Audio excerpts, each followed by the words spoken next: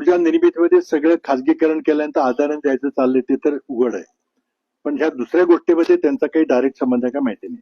आता हे काय भानगड आहे, मी 19 डिसेंबर का म्हणतोय किंवा मी जेव्हा बोललो होतो की काही बदल घडतील, आणि एक विश्लेषण आहे की मला असं वाटतं की जर बदल घडले तर मग मराठी माणसाला संधी मिळू शकते महिन्याभरात. तर हे महिनाभर का, तारीख का दिली मी, तर त्याचं विश्लेषण थोडंसं मी सांगू इच्छितो. बऱ्याच लोकांनी माहिती घेतली असेल.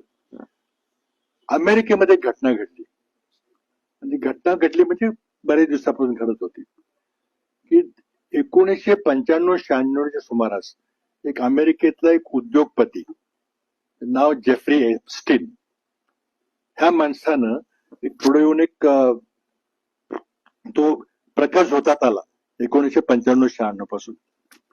नंतर पुढं काही वर्षानंतर असं दृष्ट 2000च्या सुमारास लक्ष की हा माणूस काहीतरी बेकायदेशीर गोष्टी करतोय, विशेषतः सेक्स ट्रॅफिकिंग करतोय असं लक्षात आलं.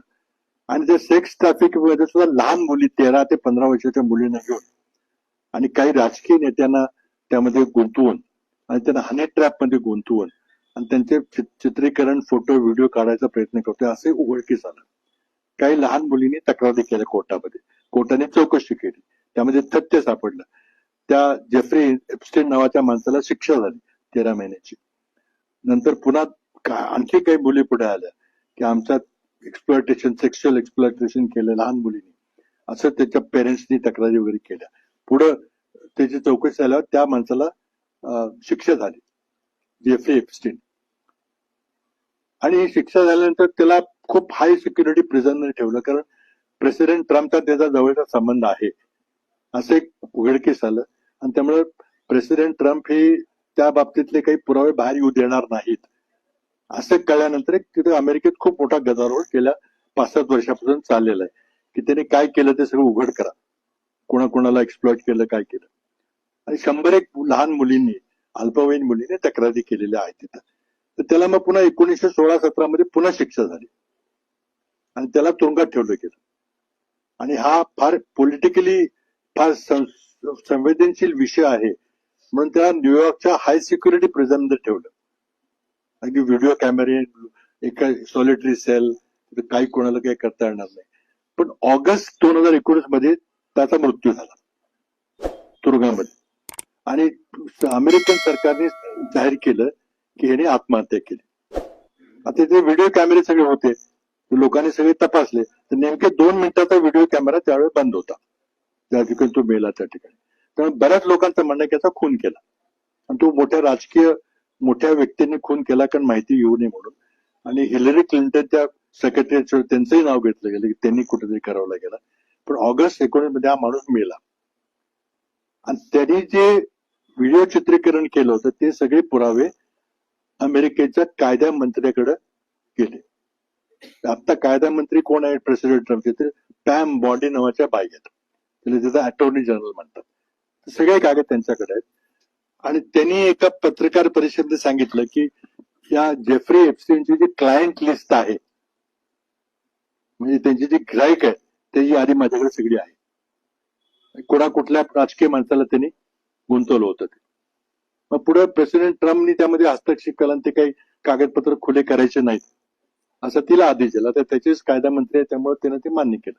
मग ती म्हटली नाही आता आम्ही काही कागदपत्र जाहीर करणार नाही. झालं काय की प्रेसिडेंट ट्रम्पच्या पार्टी जी रिपब्लिकन पार्टी आहे त्याची त्यांच्या संसदेमध्ये मेजॉरिटी आहे. आणि त्यांना असं वाटतं की आपण ट्रम्पचा जो मागा कॅम्पेन आहे, मेक अमेरिका ग्रेट अगेन, आणि म्हणजे बाहेरचे लोक जे आपल्याकडे काम करत असतात त्यांना त्याच्यामुळे आपले जॉब जातात, त्यांना सगळ्यांना हाकला बाहेर, इमिग्रेशन हाकला. मध्यंतरी भारतातले जे इलिगली लोक गेले होते त्यांना बेड्या घालून परत पाठवलं. ते हे प्रेसिडेंट ट्रम्पच्या त्या मागा कॅम्पेन मधलं सूत्र आहे की सगळ्या परदेशी लोकांना हाकलून द्या म्हणजे आपल्या अमेरिकन लोकांना नोकऱ्या मिळतील. तर तिथे गेल्या 4-5 वर्षापासून फार मोठं आंदोलन चाललं की काय भानगड आहे. तर अमेरिकेमध्ये काय ती बरीच खुली समाज व्यवस्था आहे. आणि म्हणजे अगदी तिथे 2-4 खून करून सुद्धा माणूस बाहेर जाऊ शकतो, काय होत नाही त्याला. किंवा एखाद्या बायको बरोबर कोणी पळून गेला तरी कोणी काय फार त्याचा विषयच मानत नाही. पण बाल यौन शोषण हा विषय तिथे फार गंभीरतेने घेतला जातो, हे बिलकुल कोणी सहन करत नाही. आणि त्यामुळं मोदींच्या रिपब्लिकन पार्टीच्या खासदारी सुरुवात केली की कागद सगळे उघडे करा आणि यामध्ये जे माणसं जबाबदार आहेत किंवा ज्यांनी हा देह व्यापार लहान मुलींच्या बरोबर केलेला आहे तर त्यांची नावं उघड झाली पाहिजेत. असं एक आंदोलन गेल्या 3-4 वर्षापासून चाललेलं आहे. आणि आता इतकं प्रेशर वाढलं की पुढच्या वर्षी त्यांच्या निवडणुका आहेत आणि त्यामुळे जरी प्रेसिडेंट ट्रम्पकडे बहुमत असलं रिपब्लिकन पार्टीचं त्यांना पुन्हा निवडणुकीला सामोरं जायचं आणि त्यांनी प्रेशर सुरू केलं किंवा तुम्ही जर हे जाहीर नाही केलं तर आमच्यावर त्याचे परिणाम होतील, आम्ही पुन्हा निवडून देणार नाही. म्हणून प्रेसिडेंट ट्रम्पच्या रिपब्लिकन पार्टीने त्याच्यावर प्रेशर टाकले की सगळं खुलं करा, तर लोक आमच्यावर शंका घेतील वगैरे. आणि त्या प्रेशर खाली प्रेसिडेंट ट्रम्पच्या पुढे प्रश्न पडला की आता उघडते केलं तर बऱ्याच लोकांची नावं निघतील बाहेर, नाही केलं तर आपल्या पक्षाच्या लोकांचं खूप मोठं प्रेशर आहे. आणि या वातावरणामध्ये या गेल्या 2 महिन्यापूर्वी रिपब्लिकन पार्टीच्या खासदारांनी निर्णय घेतला की काय नाही, ते काय व्हायचं ते होईल, पण सगळे कागदपत्र खुली करा. आणि त्याकरता मग रिपब्लिकन पार्टी डेमोक्रॅट दोघांचं एकमत झालं आणि गेल्या 19 नोव्हेंबर 2025 रोजी अमेरिकन संसदेने कायदा पास केला. त्या कायद्याचं नाव आहे एप्स्टीन फाइल्स ट्रान्सपरन्सी ऍक्ट. किंवा तो गुगल केलं तर तुम्हाला सगळी त्याची माहिती मिळेल. मी काही नवीन सांगतोय असं नाही, त्यातलं सांगतो तुम्हाला. त्या कायद्यामध्ये काय म्हटलेलं आहे की एप्स्टीनची जी तुम्हाला जरी असणार तर त्याची जे कागदपत्र किंवा त्याचे फोटोग्राफ, व्हिडिओ क्लिप्स, ईमेल सगळं जे माहिती आहे त्याला एकंदरीतपणे एप्स्टीन फाईल्स असं नाव आहे. तर ते एप्स्टीन फाईल्स सगळ्या खुल्या करा असा अमेरिकन संसदेनं कायदा केला. त्या कायद्याचं नाव आहे एप्स्टीन फाईल्स ट्रान्सपरन्सी ऍक्ट. आणि 19 नोव्हेंबरला राष्ट्रपती ट्रम्पने त्याच्यावर सही करून तो कायदा पारित झाला. कायद्यामध्ये काय म्हटलेलं आहे की 1 महिन्याच्या आत सगळे कागदपत्र 20 GB डेटा आहे तो, ते सगळे कागदपत्र खुली करा. त्यामध्ये पुन्हा अशी अट आहे की त्यामध्ये कुठलाही भाग लपवता कामा नये. कारण 100 मुलींचं शोषण झालं, त्यांना न्याय मिळाला पाहिजे. त्या अल्पवयीन मुली आहेत त्या 13-15 वर्षाच्या. आणि त्यामुळे किती मोठा राजकीय पुढारी असेल किंवा मोठी सेलिब्रिटी असेल किंवा फिल्म स्टार असेल किंवा उद्योगपती असेल, ते सगळ्यांची नावं बाहेर करा आणि एकही नाव गुप्त ठेवता कामा नये असं त्या कायद्यात म्हटलेलं आहे. आता त्यामुळं आणि 1 महिन्यात करा असं म्हटलेलं आहे. 19 नोव्हेंबरला कायदा पास झाला, 19 डिसेंबरला 1 महिना पूर्ण होईल. त्यामुळे 19 डिसेंबर तारीख. त्यातले आता त्यांनी काल परवा काही कागदपत्र रिलीज केले. त्यामध्ये 90,000 फोटोग्राफ रिलीज केले आणि ते आता लोकांचं तपासात चाललेत. 20,000 ईमेल रिलीज केले, बाकी आता होणार आहेत. तर त्यामध्ये एक अशी चर्चा तिथं सोशल मीडियावर चाललेली आहे की काही मोठ्या लोकांची नाव आहेत. कोण कोण मोठे लोक आहेत? एक बिल क्लिंटन, अमेरिकेचे पूर्व राष्ट्रपती, त्यांचा इतिहास लोकांना माहिती आहे. मोनिका लेविन्स्की प्रकरण काय झालं होतं ते त्यांचं नाव आहे. त्यानंतर बिल गेट्स, मायक्रोसॉफ्टचे मालक, जगातला सर्वात श्रीमंत माणूस, त्यांनी कबूल केलंय की मी जेफ्री एप्स्टीनची माझी मैत्री होती आणि त्यामुळे माझा घटस्फोट झाला असं बिल गेट्सने कबूल केलं. आणि ते माहिती आहे आपल्याला की बिल गेट्स आणि मेलिंडा गेट्सचा घटस्फोट झालेला आहे. त्यानंतर इंग्लंडचे राजकुमार प्रिन्स अँड्र्यू, आता सध्या जे प्रिन्स किंग चार्ल्स म्हणून जे राजे आहेत त्यांचा धाकटा भाऊ, त्याला ड्यूक ऑफ यॉर्क अशी पदवी आहे, शाही पदवी आहे. तर त्याच्यावर आरोप झाला की तो सुद्धा या सेक्स स्कॅन्डलमध्ये इन्व्हॉल्ड होता.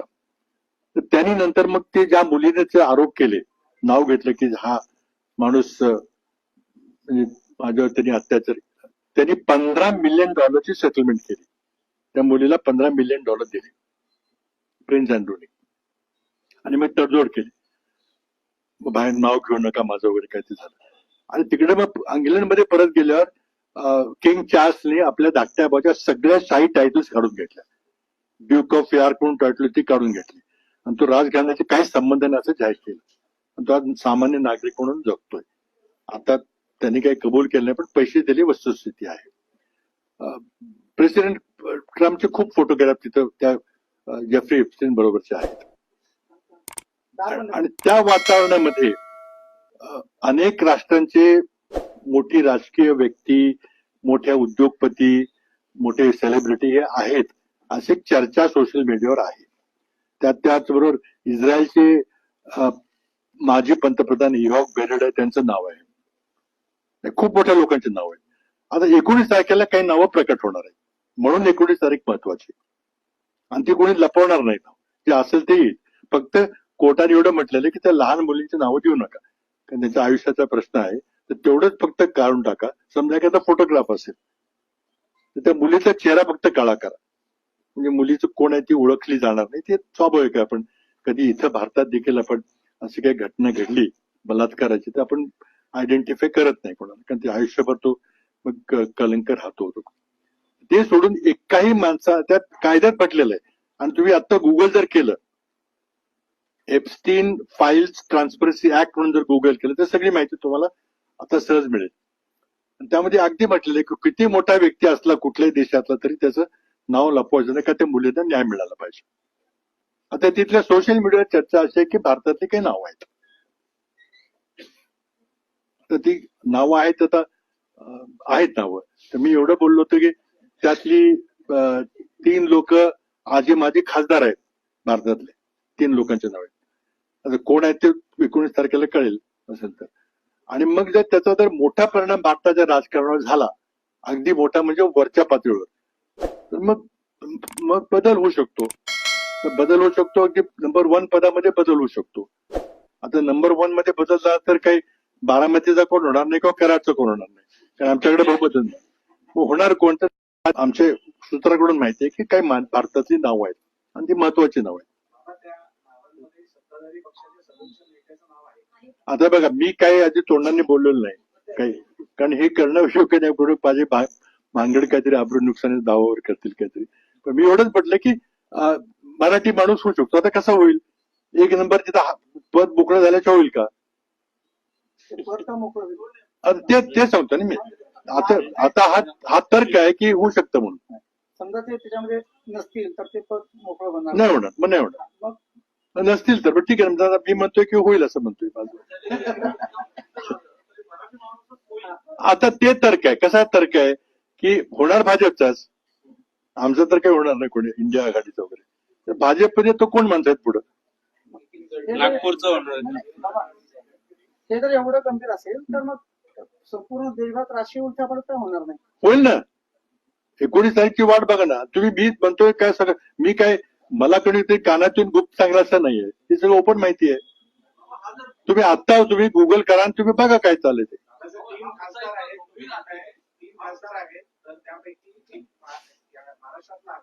नाही, हे बघा, मी जेवढं बोललो तेवढं माझ्या तोंडात शब्द काढू नका.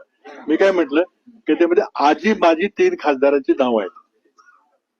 आजी माझी 3 खासदार, म्हणजे खासदार असतील किंवा आणखी त्याच्यापेक्षा मोठ्या पदावर असतील. खासदार तर आहेतच ना, आणि होते एक होते आणि 2 आहेत. त्यामुळे ते आता 19 तारखेची वाट बघूया. मग तर नाही, ते तर आपण कधी आंतरराष्ट्रीय पेपर वाचत नाही. अमेरिकेत काय चाललं त्याच्यात तुम्ही कोणी दाद घेत नाही. त्याला आता काय करायचं, आपली वाचन संस्कृती काय झाली आपण बघतोय. सोशल व्हॉट्सअपवर बघून आपण सगळे ठरवतो.